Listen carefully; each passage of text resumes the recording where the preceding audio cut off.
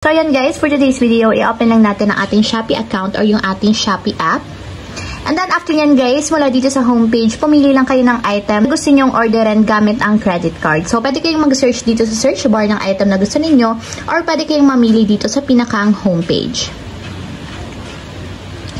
So for example guys, ang orderin ko na lang is ito. Tap nyo yung item. And then after nyan guys, kung makikita kayong buy now sa baba, so tatap nyo lang yung buy now. And then after nyan guys, pili lang kayo ng variation kung anong klaseng item yung gusto nyong orderin. So for example is ito na lang.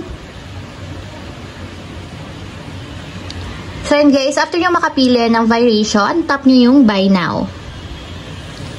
So dito naman guys, sa order summary is dito natin i-add yung ating credit card. So scroll up lang natin. And then, tigil kayo dito guys sa payment method. So, kung hindi pa kayo nakakapag-add ng credit card dito sa Shopee, ganito lang yung gagawin nyo. So, gagawin nyo lang is tap nyo yung view all. And dito guys, hanapin nyo yung credit debit card. So, scroll up lang natin. So, hanapin nyo guys itong credit debit card, then tap nyo yung credit debit card. So, dito guys, may makikita kayong add new credit card. So, tap nyo lang siya. And dito naman guys, ilalagay nyo na yung information ng inyong card details. So, lagay nyo lang yung 16-digit card number. Ayan guys, after nyo may lagay yung 16-digit card number is lagay nyo naman yung expiration date. So, kita nyo din ito guys sa inyong credit card. So, lagay nyo lang yung month and year. Then, dito naman sa CVV guys, is makikita nyo naman ito sa likod ng inyong credit card, katabi ng inyong signature. So, pwede itong 3 digits or 2 digits. So, lagay nyo lang. Then, lastly guys, yung name on card. So, credit card holder name yung ilalagay nyo naman dito. And ayan guys, double check nyo yung card number, expiration date, CVV number, and then name on card. So, kapag okay na guys, tap nyo yung submit dito sa baba.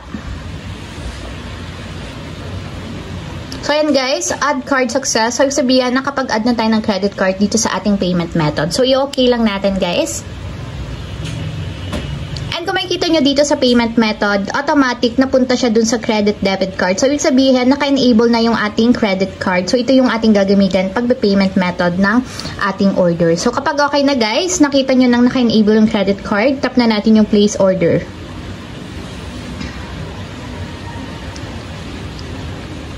And ayan guys, kapag ganyan na yung nakalagay, ibig sabihin, nabayaran na yung ating item. So, you paid 163 pesos.